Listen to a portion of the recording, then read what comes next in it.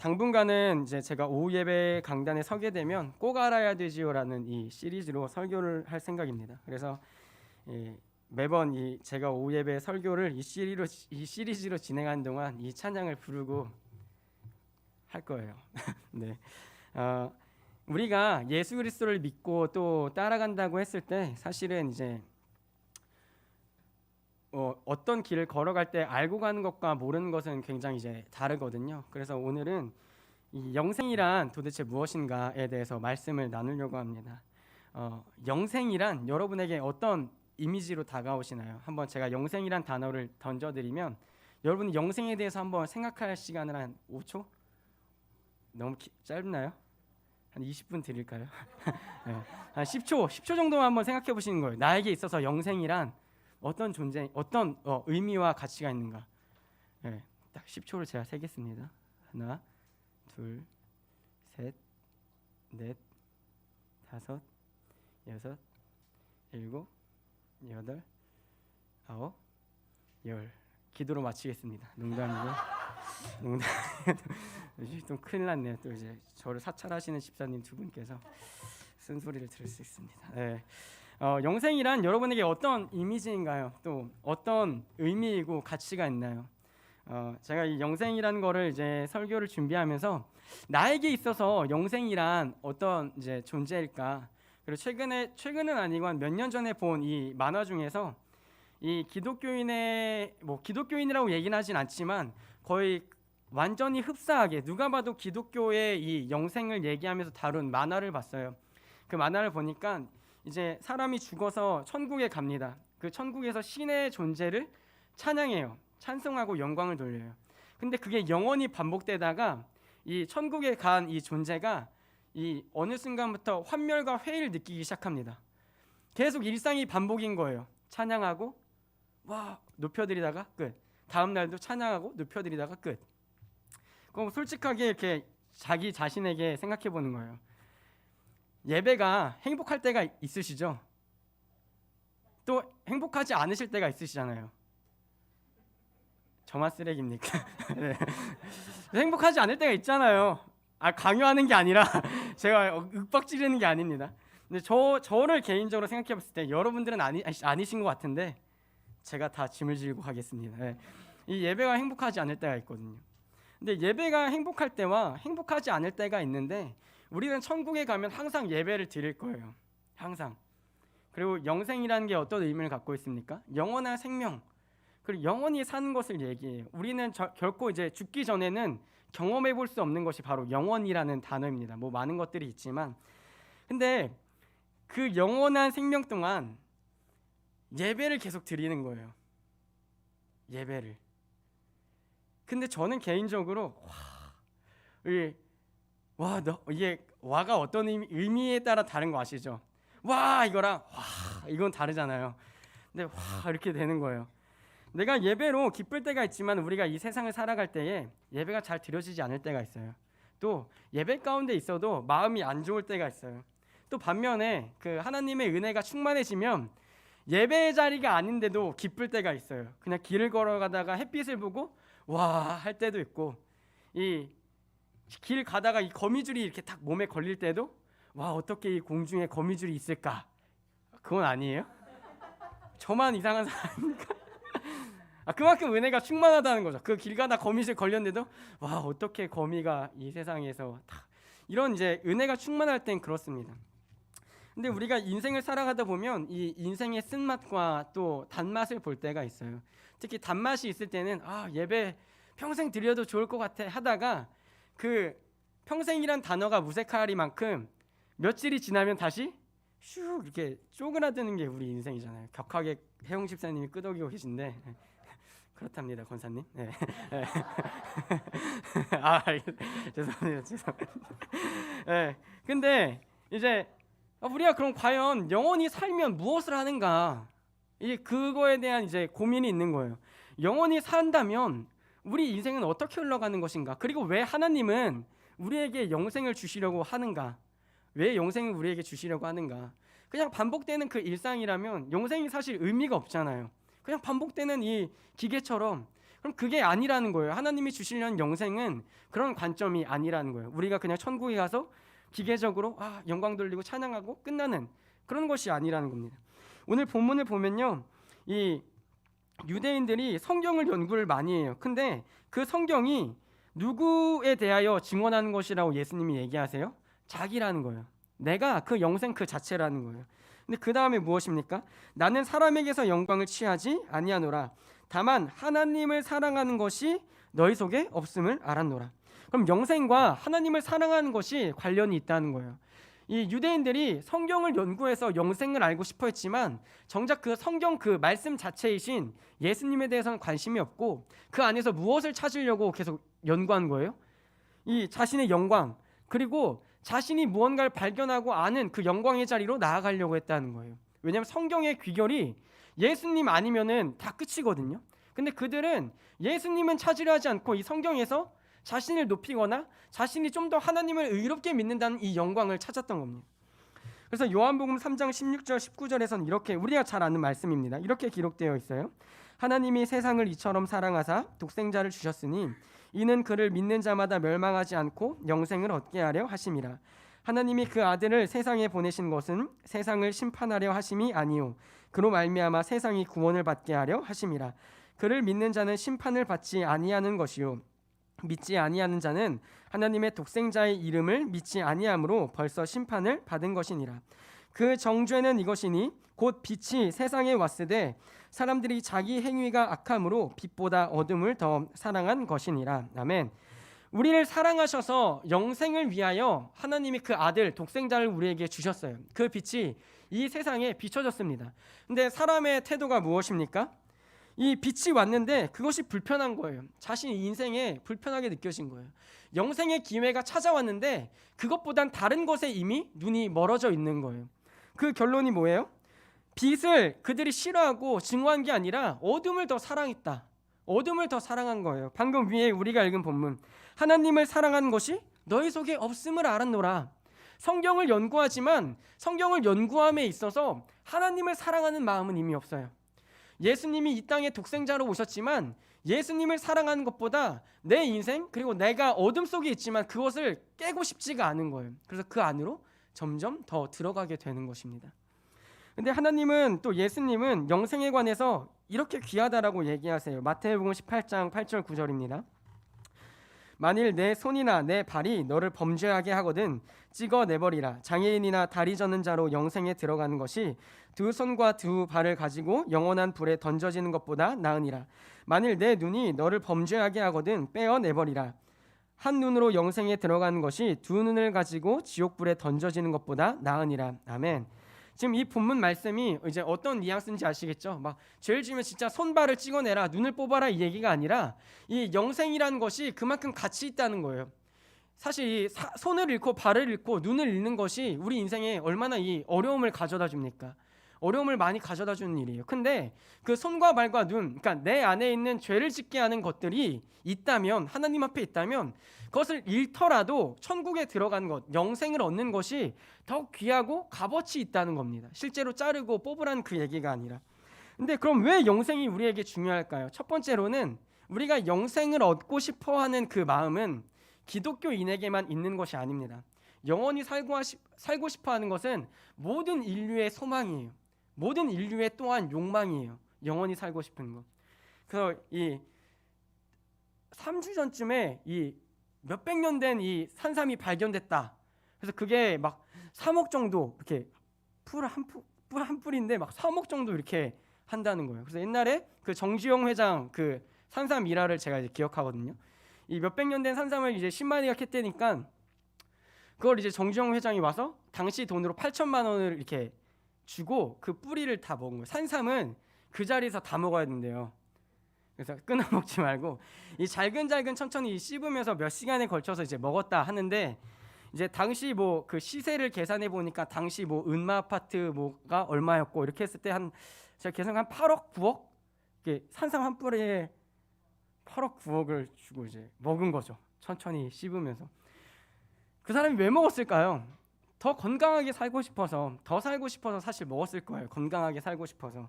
근데 그 몇백 년 된 산삼 뿌리를 먹은 사람도 결국 죽더라는 거예요. 그리고 막 새로운 피를 수혈하고 살아도 죽더라는 거예요. 그래서 모든 종교인들이 갖는 관심은 뭐냐면 어떻게 하면 영원히 살 수 있을까? 그러니까 그 이면에는 무엇이 늘 아래 깔려 있습니까? 죽음에 대한 공포가 우리 인생에 계속 깔려 있는 거예요. 다침과 죽음과 없어짐과 비어짐, 이런 것들에 대한 공포가 우리 내면에 항상 깔려 있어요. 근데 예수님이 이 땅에 오셔서 영생을 주시겠다는 거예요. 그래서 첫 번째로 이 종교인들, 특히 기독교인들도 포함입니다. 우리가 영생을 믿는 이유는 첫 번째로는 영벌이 싫기 때문이에요. 내가 죽어서 의미 없는 존재가 되고 싶지 않다는 거예요. 특히 기독교인들에게는 사실 이 선택지가 두 개잖아요. 영생하실래요? 영벌 받으실래요? 영벌 받고 싶은 사람은 아무도 없죠. 그래서 영생을 우리는 믿어요. 그리고 영벌을 받고 싶지 않아서라도 우리는 영생을 받아야 돼요. 이게 이 종교인으로서의 1차적인 삶의 목표예요. 영생을 해야 하는 목표. 근데 그러면 또 영생의 의미가 크지가 않은 거예요. 우리 인생에.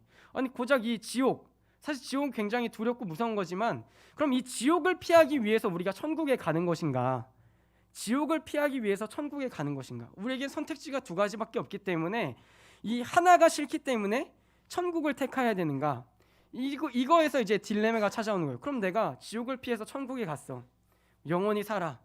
영원히 예배드려. 그럼 그 가운데서 우리는 그냥 꼭두각시 같은 존재냐 이거예요. 디모데전서가 잘못 들어가 있고요. 그럼 우리가 영생을 그렇다면 어떻게 얻는가? 영생은 우리 인생에 어떻게 찾아오는가? 요한복음 3장 35절 36절입니다.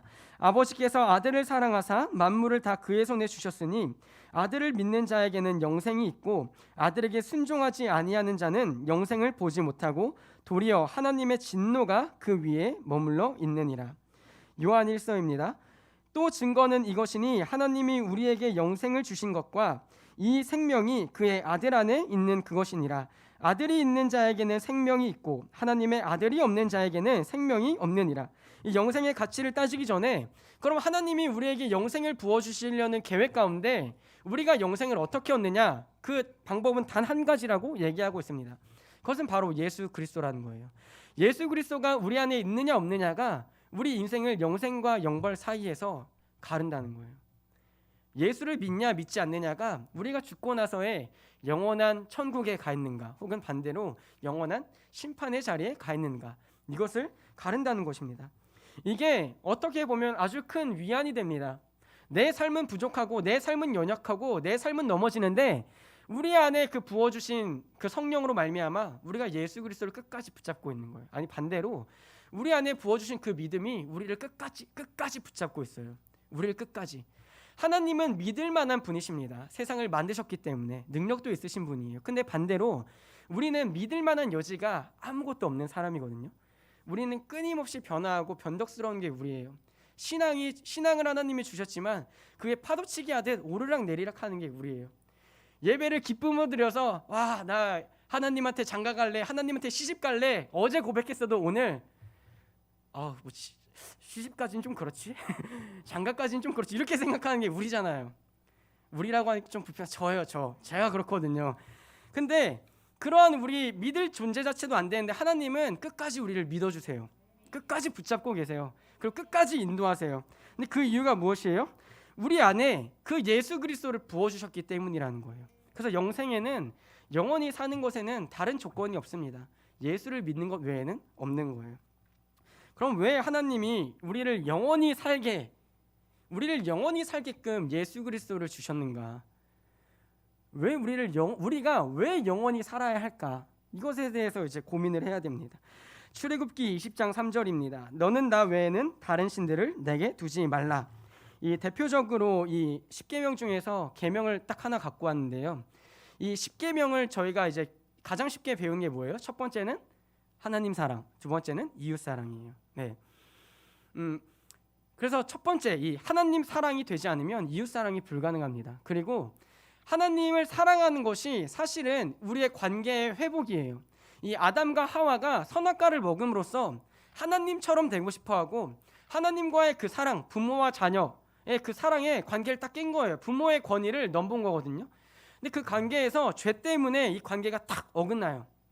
그리고 하나님이 그 관계를 회복하시려는 그 계획들이 언약 가운데 쫙 늘어지는 거예요. 그러면서 이스라엘과 이 이스라엘 백성, 그리고 오늘 우리에게 이 십계명을 주신 이유는 너희가 회복되지 않았던, 죄로 인해 깨졌던 그것 중에서 가장 먼저 회복돼야 할 그 율법, 그것은 바로 뭐냐면 너희가 나를 사랑하는 거예요. 하나님은 원래 우리를 사랑하셨어요. 그 아담과 왜 희원 집사님 제일 먼저 웃으셨거든요. 요즘 거슬림 농담이고요. 네, 아담과 하와를 쫓아내셨어요, 죄로 인해서. 근데 가죽옷을 입혀주시고 약속을 주신단 말이에요. 여자의 후손에게서 약속을 주시고 이스라엘 백성에게서 계속 기회와 약속을 계속 주세요. 그리고 십계명을 주세요. 율법을 주세요. 그래서 율법에 가장 첫 우선되는 게 뭐예요? 하나님을 사랑하라. 예수님이 십계명 중에서 모든 것을 다하여 주 너의 하나님을 사랑하라. 그 사랑이 가장 먼저 회복되어야 한다는 거예요. 근데 우리는 죄인이기 때문에 그게 회복이 안 돼요. 우리 힘으로는 하나님을 알 수도 없고 하나님을 사랑할 수도 없어요. 또 신앙이 있다고 해도 하나님이 우리를 사랑하시는 것만큼 우리가 하나님을 사랑할 수 없어요.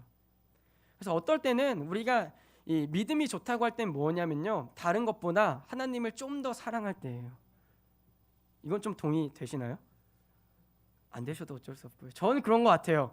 제가 다른 것보다 이 신앙이 좋을 때는 뭔 차이가 있나 고민해 보면 내가 다른 것보다 하나님을 0.1이라도 사랑할 때 제가 은혜가 충만할 때인 것 같아요. 근데 반대로 다른 것을 사랑하는 것이 하나님을 사랑하는 것보다 0.1이라도 클 때 그때 신앙이 휘청휘청 거리다는 거예요.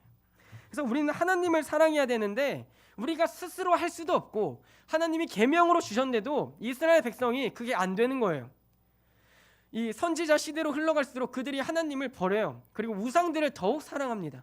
그래서 하나님이 계속 외치시는 거예요. 돌아오라고, 돌아오라고. 이 호세아 선지자, 그 선지자의 가정을 통해서 보여주는 모습이 뭐예요? 너는 가서 음란한 여인을 아내로 맞아라. 그리고 그 아내랑 결혼해서 애도 있는데 그 아내가 계속 어디로 갑니까?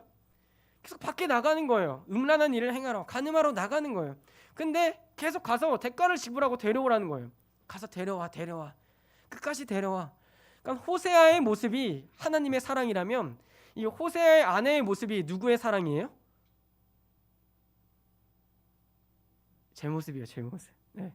우리의 모습인 거예요. 우리는 이 세상 사랑할 때 하나님을 사랑해요. 싫어하시진 않잖아요. 사랑해요. 근데 하나님만 사랑해야 되는데 그것 말고 다른 것도 사랑할 때가 많아요.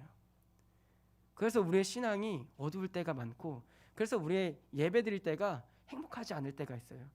6일 동안 바람 피다가 신나게 클럽 가서 막 놀다가 바람 피다가 주일날 와서 하나님 사랑합니다 하기가 양심이, 야, 너 진짜 양심도 없다 하고 그냥 하나님 사랑합니다 찬양을 부르는 거잖아요. 그래서 우리가 하나님을 사랑한다는 것은 사실은 우리의 힘과 노력으로는 되지 않는 거예요. 근데 어떨 때 그 사랑이 회복되냐면, 어떨 때 하나님을 향한 사랑이 회복되냐면 내 마음에 그것이 우러나오는 것이 아니라 하나님의 사랑이 얼마나 큰지를 알고 감격할 때에 내가 주님을 사랑할 마음이 생겨요. 하나님은 우리한테 야, 너 나 사랑해, 안 그럼 죽어, 이렇게 얘기하신 게 아니라 끊임없이 그 사랑을 넘치게 부어주세요. 부어주시고 기다려주시고 끝까지 포기하지 않으실 때, 그러다가 우리가 하나님의 사랑을 알게 되는 거예요. 도망간 가늠한 여인을 계속 하나님이 붙잡아 오세요. 끝까지 데려오세요. 자식들 낳더라도 도망가는 우리 모습을 보시면서도 하나님 끝까지 잡아오세요. 그러고 나서 우리가 나의 하나님의 사랑을 알기를 하나님은 기다리세요. 그리고 눈을 열어주시는 거예요. 그때서야 하나님이 정말 나를 이렇게까지 사랑하시는구나 할 때 나도 하나님을 사랑해야 되는데, 성령이 우리 안에 그 역할을 하신다는 거예요. 요한일서 4장 10절입니다. 사랑하는 자들아, 우리가 서로 사랑하자. 사랑은 하나님께 속한 것이니 사랑하는 자마다 하나님으로부터 나서 하나님을 알고, 다음 절 쭉 읽어가겠습니다. 사랑하지 아니하는 자는 하나님을 알지 못하나니 이는 하나님은 사랑이심이라. 하나님의 사랑이 우리에게 이렇게 나타난 바 되었으니 하나님이 자기의 독생자를 세상에 보내심은 그로 말미암아 우리를 살리려 하심이라. 사랑은 여기 있으니 우리가 하나님을 사랑한 것이 아니요 하나님이 우리를 사랑하사 우리 죄를 속하기 위하여 화목제물로 그 아들을 보내셨음이라. 아멘. 요한도 똑같이 얘기해요. 사랑은 하나님으로부터 났다는 거예요. 사랑은 하나님이 우리에게 보여주시는 거라는 거예요. 하나님 없이는 우리가 사랑할 수 없다는 거예요. 완전히 사랑할 수 없어요. 사랑하지 아니한 자는 그래서 하나님을 알지 못하는 자래요. 우리가 서로 사랑할 수 있고, 이 연인의 마음으로, 또한 이 세상에서도 부모가 자녀를 사랑할 수 있고 자녀가 부모를 사랑할 수 있습니다. 근데 우리 안에 하나님을 사랑할 수 있는 방법은 아무것도 없다는 거예요. 하나님이 우리를 먼저 사랑해 주심을 알지 못한다면 우리가 하나님을 알 수도 없고 하나님을 사랑할 수도 없다는 겁니다. 그래서 신앙의 중요한 지표 중 한 가지가 무엇입니까? 예수님을 믿는 거예요. 근데 그냥 믿고 나 구원받았다, 또 옳은 믿음이에요. 그러나 내 안에 내가 정말 하나님을 사랑했던 그 뜨거운 경험이 있는가? 그 첫사랑이 내게 있는가? 내 신앙이 무너졌을 때 가장 먼저 회복해야 할 것이 무엇입니까? 내 첫사랑이 다시 회복돼야 한다는 거예요. 하나님이 나한테 부어주시는 그 사랑을 처음 깨달았을 때, 정말 그 감격과 감동으로 벅찼던 그때가 다들 있으시잖아요. 그걸 회복하기 위해서 하나님께 매달리는 거예요. 내가 이러지 않았었는데, 내가 다른 것보다 하나님을 조금이라도 더 사랑했었는데, 그걸 우리가 알고 또 경험했었고 그때로 돌아가기를 원하는 것이 신자의 마음이라는 거예요. 로마서 5장 5절 8절에도 이렇게 하나님의 사랑이 나타나 있습니다. 소망이 우리를 부끄럽게 하지 아니함은 우리에게 주신 성령으로 말미암아 하나님의 사랑이 우리 마음에 부은 바 됨이니, 우리가 아직 연약할 때에 기약대로 그리스도께서 경건하지 않은 자를 위하여 죽으셨도다. 의인을 위하여 죽는 자가 쉽지 않고 선인을 위하여 용감히 죽는 자가 혹 있거니와, 우리가 아직 죄인 되었을 때에 그리스도께서 우리를 위하여 죽으심으로 하나님께서 우리에 대한 자기의 사랑을 확증하셨느니라. 아멘.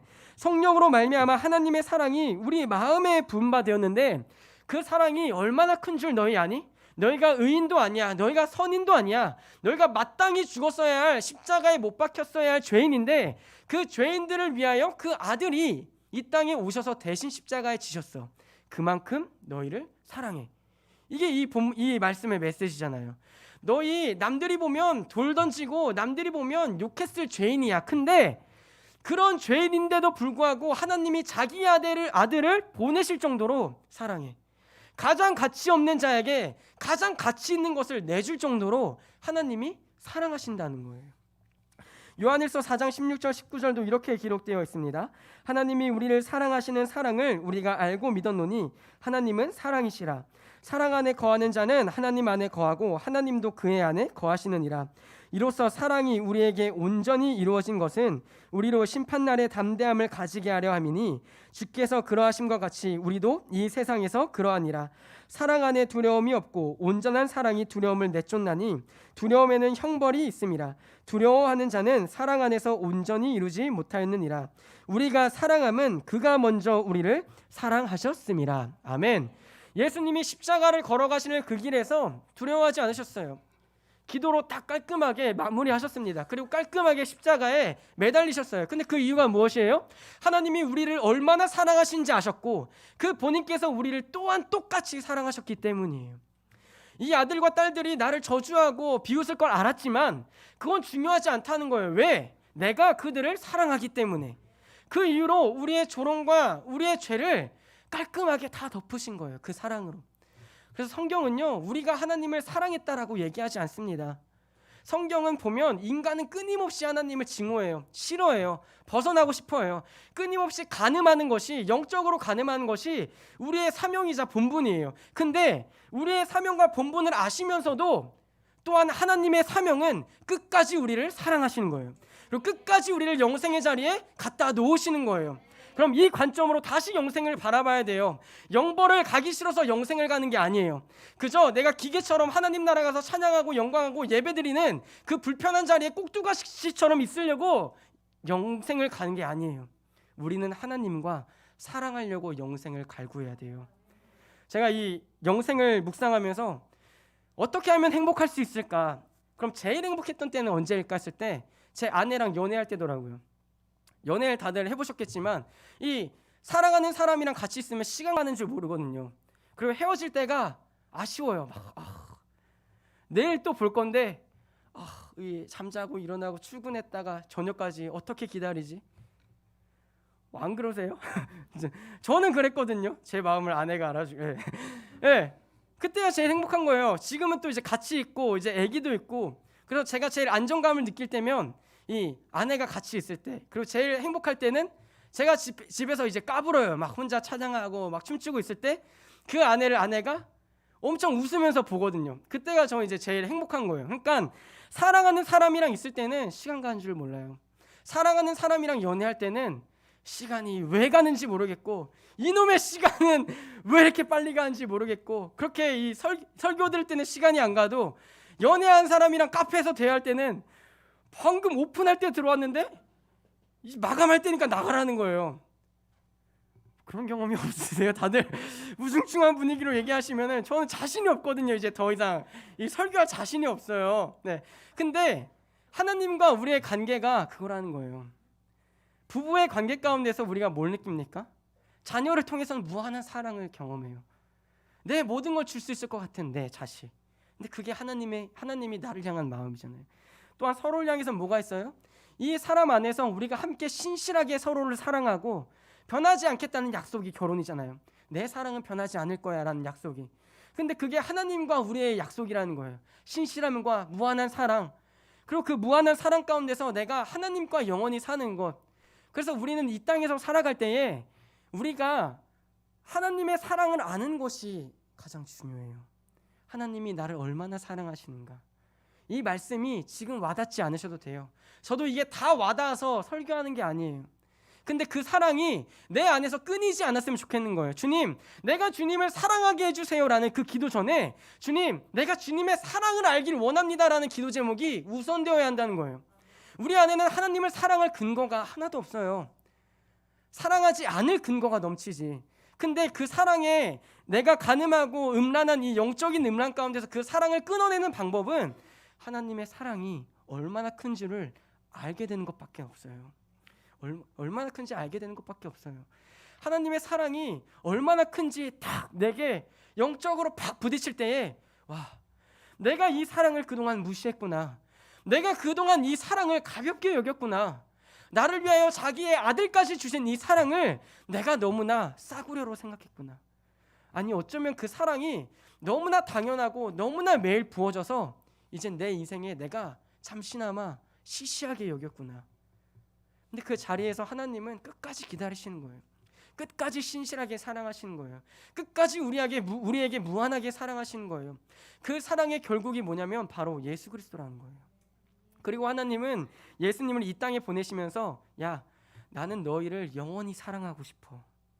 그리고 너희도 나를 영원히 사랑했으면 좋겠어. 그게 행복이야.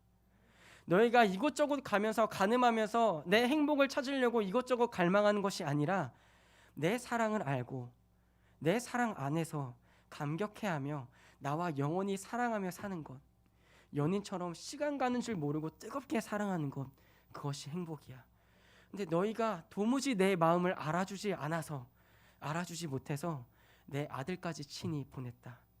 내 아들을 봐. 내 사랑 그 자체야. 난 내 아들, 내 전부를 너한테 줬어.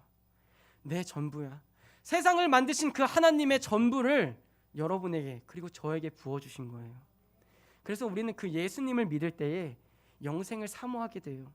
그게 그냥 천국 가서 막 반복되는 그 세상에서 말하는 우리가 맨날 찬양하고 맨날 예배하고 막 그 삶의 허무, 영원함의 허무 그게 아니라 만나면 헤어지고 싶지 않은 그 연인과 같은 사랑, 신실한 사랑, 무한한 사랑, 그 사랑 가운데서 하나님과 천국에서 팔짱 끼고 카페라떼도 마시면서, 전 라떼를 좋아해서 카페라떼도 마시면서 하나님이랑 미주알 고주알 계속 얘기하는 거예요.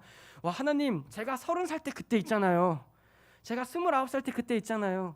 그때 하나님이 은혜 부으셔서 그때 하나님의 사랑을 내가 다시 알게 돼서 그 얘기를 계속하는 거예요. 그때마다 하나님은 우리에게 얘기해 주시는 거예요. 야, 그때나 지금이나 내가 너 계속 사랑하고 있어. 그리고 앞으로 내가 너 계속 사랑할 거야. 그 얘기를 계속 들려주실 때 주님, 저도 주님을 사랑합니다. 그 관계가 영생이라는 거예요. 우리가 천국에 가서 예수 그리스도로 말미암아 영생을 얻을 것입니다. 그리고 얻었습니다. 그리고 그 영생을 살아갈 때에 세상 사람들에게 얘기할 수 있는 거예요. 야, 영원히 살아서 뭐하게? 영원히 사는 건 오히려 막 끔찍한 형벌 아니야? 막 영화 같은 데서도 막 영원히 사는 사람을 죽는 사람들은 부러워하지만 반대로 그 영원히 사는 사람 주로 멜로에서 어떻게 나타납니까? 1세기 때 사랑했던 사람이 죽고 그 이별 아파하다가 다음 세기에 그 똑같이 생긴 여자를 길 가다 딱 만나서 또 만나다가 헤어지다가 죽어서 또 이별, 다음 세기에 또 비슷한 여자를 만나서 계속 이별과 그 슬픔의 반복인데 그게 아니라는 거예요. 세상이 바라보는 영생은 사랑하는 것들과 끊임없이 헤어지고 이별 그리고 다시 만남, 이 가운데 아픔 때문에 우리가 슬퍼한다고 얘기하지만 기독교가 말하는 영생은 그게 아니에요.